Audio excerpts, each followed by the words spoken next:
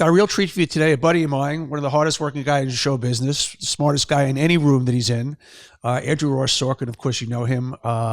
He is one of the co-hosts of Squawk Box. He is the founder of DealBook, contributor to the New York Times, author of Too Big to Fail, one of the creators of Billions, a prolific background. His new book, his new number one New York Times bestseller, 1929, Inside the Greatest Crash in Wall Street History and How It Shattered a Nation. Are you surprised? You know, it's a book that I'm shocked that it won so fast, because it seems like it's not a self-help book. It's not a novel. It's not there's nothing topically scandalous about it. Yet there was this thirst for this book that's incredible. I think that hopefully the story itself wowed people, I like to believe. But I think what happened, at least initially, was I think people are looking for patterns, and people look to history to try to understand the present. And in so many ways, this was a story, and I didn't go into it thinking this, but this is the story of 1929 is a story of today.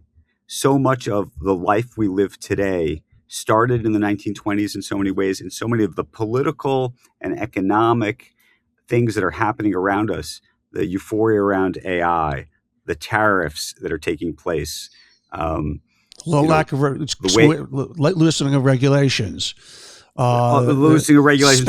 We could go down the list. Crazy speculations, all of it, overvaluated stocks. Everything's there. All of it was something that was very much, happening in 1929. So I think people, wanted to understand that period, to start to understand those patterns, to try to better understand today. And then hopefully, I like to think, I did try to write it as a story, almost, everything in it's true, but almost like a novel. But so that I do think there was a period of time that after a while, I think people started to pass it around, because I think hopefully people just enjoyed the read. Well, that's what it is. It's not a tutorial. It's basically characters. It's a thriller. It reads like a novel, and that's what's incredible about it.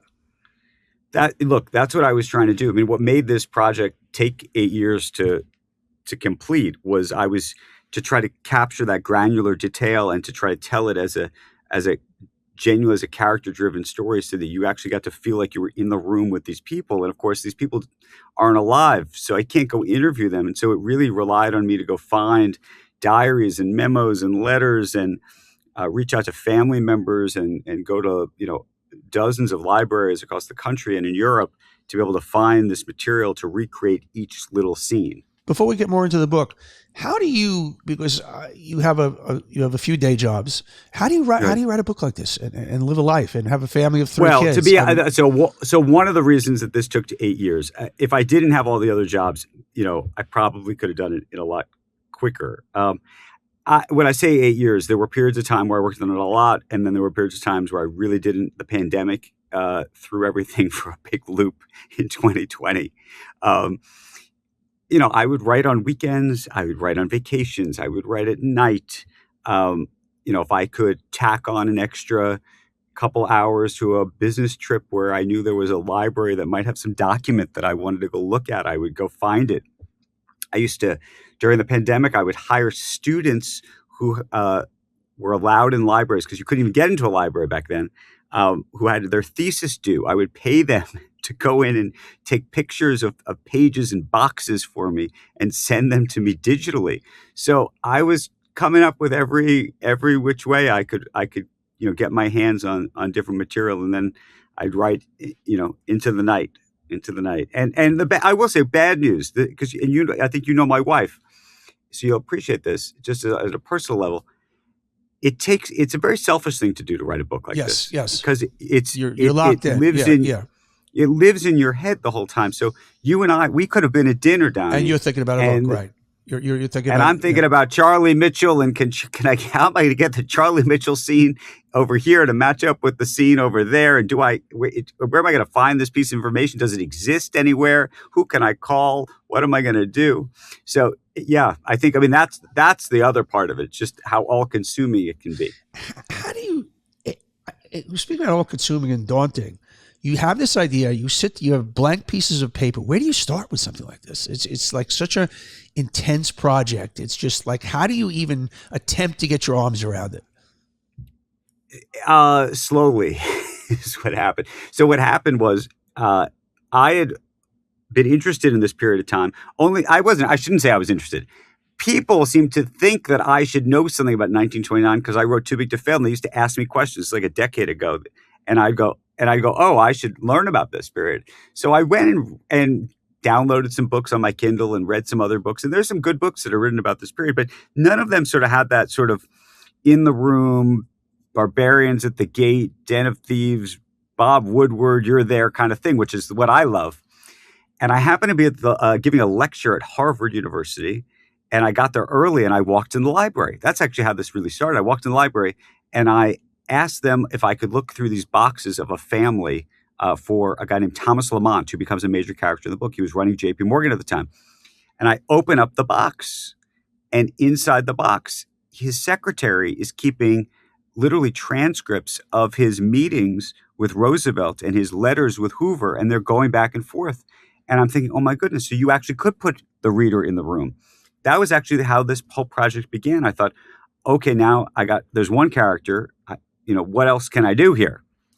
And then I started to look and, find depositions and letters around different people. The problem was I'd sort of find a character that I loved, and then I'd realize, like Charlie Mitchell, who's the main character of the book, he doesn't have an archive. His family didn't donate papers anywhere.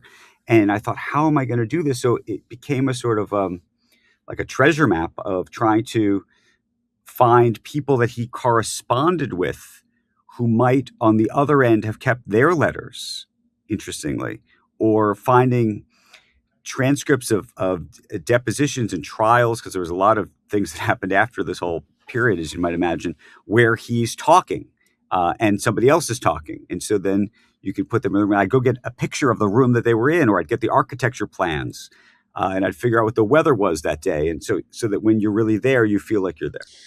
What was really surprising is how this thing was orchestrated. That's kind of one of the real interesting takeaways of the book. Which piece was orchestrated? Well, meaning how the financial, how orchestrated the boom really was. I mean, how orchestrated the boom really was, and how it was just basically manufactured. Oh goodness, the manipulation that was taking place in the stock market during this time was shocking. There was no insider trading laws. There were no rules. And, the elites really were manipulating. Explain the process of what, like, for instance, what they would do with this. Okay, so for instance, so like back then, one of the hottest stocks, like the NVIDIA of its time, was RCA. So this is radio. Right. Okay, everybody's hot for radio for good reason. And a bunch of the, elites, sort of wealthiest people in America would get together with the guy who's called the specialist on the floor of the exchange, the guy who literally sells the stock. They'd say, we're going to run up this stock, and then we're going to pull the rug. And so it'd almost be like they had actors on the floor of the exchange, someone bidding 100, the next guy bidding 120, the next guy bidding 150. And they knew what was going to happen. And they'd run this over a period of a week or two. And they would even, by the way, leak news to the press to try to press up the stock. By the way, the journalists were on the payroll. I mean, it was a whole different time. And then they'd run it up, and they'd get other people, of course, then buy in. And then, of course, they'd sell. And this would happen over and over and over again. What's so curious to me, though, and I think about this all the time, because this was not illegal, like this was completely legal, like fully legal. We all, 100 years later, you say this is illegal, it's immoral, it's insane. How could this happen?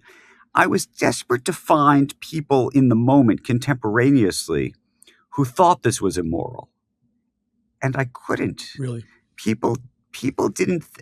I was desperate to try to find somebody who was like offered an opportunity to participate in this manipulation, who said, you know what, I can't be involved in this. This is crazy. But they didn't think that. I think they didn't think it because the stock market's a very weird place, as you know. It's a battle of wits. Whoever's buying a stock thinks that they're smarter in that moment than the person selling them the stock. They have to think that. And whoever's selling the stock thinks that they're smarter than the person buying the stock. Right. And so I think if you really try to understand the psychology of these people back then, they really thought that it was just a battle of wits. The manipulation effort was just another way to outwit the other side. There's nothing as as grotesque today, but what would you say is the equivalent of the insider game today that the little guy doesn't understand? Oh my goodness, it's crypto. It's happening on crypto right now. I don't know if I ever told you the story, Donnie, about Sorkin coin, but this is maybe an example of how it's similar. So back last year, I was on TV. Larry Fink was on the air, the head of BlackRock, and he makes a joke about Bitcoin, and then says, "Oh, that there should be a Sorkin coin." He's joking. 2 hours later, I get a text from a friend, says, "Do you see that there's a Sorkin coin? Someone has just made Sorkin coin, and it's going up in value by millions of dollars, literally." And people start to text me, inviting me into these message groups, sort of these chat groups, where there are people talking about how they are going to buy up the coin and pull the rug. I mean, it was a complete manipulation. You could see them doing it. And they wanted me to be part of it. Of course, I didn't want to be part of it. By the way, they sent notes to back then my kids were 14. They found them on social media. They were offering them $50,000 and $100,000 worth of Sorkin coin, to get me to talk about it or some craziness. Of course, I had to call my kids and say, "Guys, like, do not talk to these people. We're going to be like in court, and you're going to be in jail by the time this is over." But that's in crypto, especially around these meme coins today. There is a lot of manipulation going on. The other place, by the way, maybe in the prediction markets, this whole idea that you can bet on anything. You can bet on a sports game, but you can bet on an election, but you could also bet, on what someone's going to say, what Joe Scarborough is going to ask you. It's amazing. On Morning Joe. I'm so worried about young men. I mean, you have two boys. It's just, I see with I have a daughter in high school, and I see her guy friends. They're just betting. And I don't know where they're getting the fucking money from, but I mean, it's just, they're addicted to it. It is an addicted endorphin high. That's the thing that that's the closest corollary that I worry about in terms of like just what's happening to the culture. In the 1920s, this was what was happening to the culture. Everybody wanted this lottery ticket. They wanted the lottery ticket. Now, the question about prediction markets and meme stocks that I don't know, and maybe this is generational, is here. You and I think about them as investments. When you talk to young people about it, they talk about it as if it's like a form of entertainment. Yeah. Like we'd go to the movies and spend money on the movie ticket or go to a play. They would bet on whatever's happening. It's just like a fun thing to do. But again, where are they getting the money? Back to the book. The government, obviously, the players in the government, Hoover and Mellon, are characters very, very well documented in the book. Talk to me about how the government failed there, what the government did right in 2008, and what the government is set up to either get right or not get right now. So this is a complicated one because the big failure in 1929 was the crash that took place in 29 ends in the Great Depression, 1932, 25% unemployment in America, 9,000 banks ultimately going out of business. It was not preordained that had to happen. That happened because of a series of policy failures, meaning you had the Federal Reserve effectively sit on its hands and do nothing. The government moved into sort of an austerity period rather than throw money at the problem, which was the lesson we learned is what you're supposed to do. You layer on tariffs, which interestingly, President Hoover had been so desperate to get farmers to vote for him in 1928. It's kind of like Trump now. He was so desperate to get them to vote for him. He said, "Hey, I'll put these tariffs in place." And so 1930 comes around. He feels he has to do it, even though every economist in America is saying, "Do not do this. It's crazy." And so all of these things sort of layer on top of each other to lead us into a crisis. What we learn, though, is the way you arrest a crisis is you got to write a check. You got to bail out the banks. You got to do all these things that are politically unpopular. And Ben Bernanke, who was the chairman of the Federal Reserve in 2008, he had done his thesis at Princeton on the Great Depression. And so he knew crisis happens. The playbook is you got to spend the money. So that's what we did in 2008. We did it again, by the way, during the pandemic. COVID, yeah. With success, to be honest with you. What worries me, though, is now we have this playbook. We know what to do if a crisis happens. However, back in 1929, there was a budget surplus in America. Yeah. Today, we have $38 trillion of debt already. So the next time you break out the playbook, you say, okay, we got to write a check for $5 trillion or something like that for whatever the next crisis is. You'll be at $43 trillion, maybe $45 trillion, who knows? And whether there's some kind of invisible line that turns into a red line where the investor class in the world says, you know what, we just can't loan money at these rates anymore. The interest rate's gonna spike, 3 times what it is, and then you get into sort of an austerity cycle by the government, and then you get into real job unemployment and the like. So when people say, could we have another 1929? That's the way it happens. It's not necessarily that there's just a stock market crash. It's what we do on the other end and whether things break in the process. Let's just get into some current events.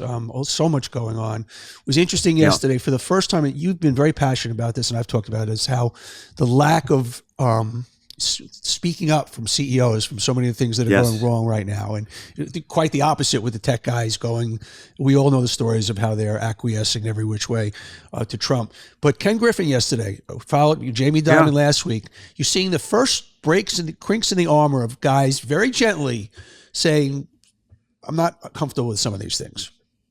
So Ken is interesting, and I don't know if he's a sleeper of sorts in this. He's been actually one of the more outspoken people, literally during most of this administration. And by the way, a Republican donor, a Republican donor at that. And there have been a whole number of instances where he's, suggested there are things that he doesn't like, including, by the way, he penned an op-ed in the Wall Street Journal about the independence of the Fed and Jay Powell just a couple of months ago. So it's interesting to see him out there, and it's also interesting to me to see that for whatever reason, the president has obviously, said, all sorts of critical things about anybody who's been critical of him, has not touched Ken Griffin at all. Ken said all these things, and the president doesn't say anything. Jamie Dimon's a different situation. Jamie Dimon was critical just a week ago, and we now know that the president has sued J.P. Morgan, not over the comments, but over an argument he's making that he was unfairly debanked after January 6th, and that this was done in some kind of political opposition of some sort. So, but it's true. Most CEOs that I talk to privately, I think there's lots of things that they are frustrated about and are worried about with this administration, but they are mostly unwilling to say those things aloud for fear of retribution. Yeah, their answer is, look, I'm responsible for shareholder value, and I have my opinions, but I'm going to hurt my shareholders, and I'm going to hurt my company, and I'm not in a position to do it. And I think the tech bros rationale, I was thinking about this because they're going the opposite direction. They're just fawning, is we're doing God's work. We have to deal with this guy for a few years. We're saving mankind with what we're doing. We're pushing the world forward. So if we have to kind of do what we have to do to continue to our grand humane mission, we're going to do it. I have some time for that. I think it's more that right now in the tech universe and AI and everything that's happening, you really do need the government, frankly, to support you or not. I mean, it's sort of a binary situation. You're going to need help in terms of regulations for energy and data centers and regulations either for or against or around AI. I mean, there's so many sort of component parts of this AI ecosystem that are being built out at extraordinary numbers. Google just announcing they're spending $185 billion in the next year to build out more data centers. And so I think if that's all happening, you're saying to yourself, I got to do business here, and I need this guy, meaning the president of the United States, to try to help or at least not hurt.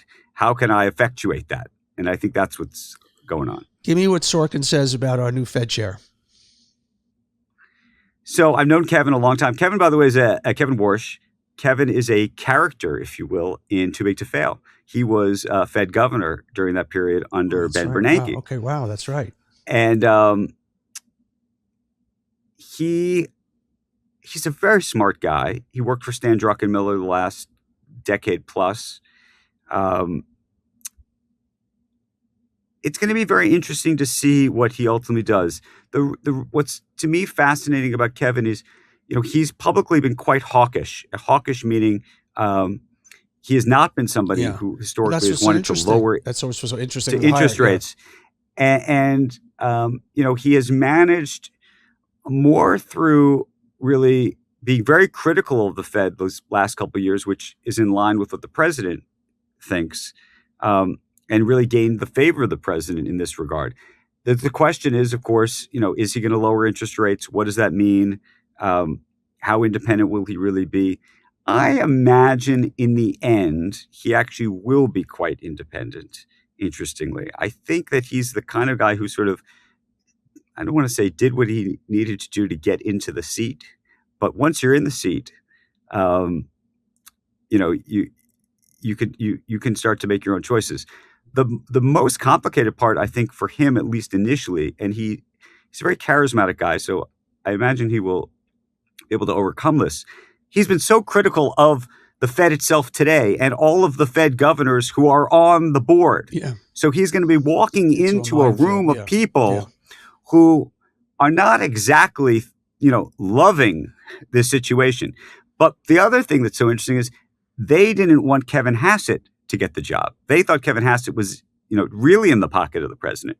So they were, between the two choices, they wanted Kevin Warsh, even though they were frustrated with Kevin Warsh because Kevin Warsh had been so critical of them. So it's going to be very interesting just to talk about a drama. Someone's going to write the book of what being in that room is going to be like at that first meeting. If I'm going to ask, this is probably when you get stopped on the subway and you ask this all the time. You're going to say, Andrew, so how are you feeling about things overall? Well, how are you feeling about the market? I mean, such an open-ended question, but you are the smartest guy in the room. And so I'm an investor. I'm somebody who's just got my typical portfolio of stocks and bonds and cash. So this is what I'll tell you, and you'll think it's boring. This is it's not what I always say, but it's sort of the way I think about it. Here I've written a book about 1929, and you'd say, this should be a red warning light, the Cassandra in the room saying, this could happen again here. And it could. I don't want to tell you it couldn't. Sure. But interestingly, it has been a lot more profitable to be an optimist than a skeptic over the last 100 years. Well put. It just has. Well put. And so, as a journalist, you're, in many ways, our role is to be a professional skeptic, but it's almost at odds with the sense that actually being an optimist has actually worked quite well. So, it's boring to say, if your time horizon is, 20 or more years, I think put it in index funds. You should probably be fully invested and do what you're going to do. If you need the money sooner, or you're retiring or something else, you could be a little bit more judicious and careful about how you're set up. That's to me the I'll put setup. it in a common man's terms, because what I've learned over the years, and I'm a Wharton guy, and I've made my money, and I have all these sophisticated advisors and hedge funds and all these instruments. I'd be so much wealthier if I just, when I sold my company, took my money, just put it in the S&P and just didn't look at it. Yeah. I mean, that, because over time, that's the world. I mean, that's it, And that's what, Warren Buffett will tell you over and over. He tells his family members, buy the S&P, buy the index, just buy the index and call it a day. By the way, I've been I'm not allowed to own individual stocks. And I always joke with my wife that I'm a beneficiary of this rule. Interesting. Because as a result, I don't do anything. I just invest in the S&P and that's the end of it. That's it. And by the way, for the most part, it's worked out okay. By the way, that's not to say that we could have, a serious drawdown at some point. I think that's actually it would be hard to believe it won't happen, given years ago, Jamie Dimon, during the financial crisis, I'll never forget, he tells a story about how his daughter came home one day and said, "Daddy, what's a financial crisis?" And he said, "Something that happens every 7 or 8 years." That was his answer. And so if you believe that, we are way overdue. We are ripe. Andrew Ross Sorkin, you are a gentleman and a scholar, #1 New York Times bestseller, 1929, Inside the Greatest Crash of Wall Street History and How It Shattered a Nation. You can see him every day on Squawk Box, read his deal book. One of the nicest guys in the room. Thank you, my friend. You're a mensch, my friend. Thank you for having me. And I appreciate, I know how busy you are, man. Everybody, thanks for watching. If you like it, hit that subscribe button. And we love having you here watching On Brand. And just don't miss any future episodes. So don't forget to hit that subscribe button. We'll see you next time.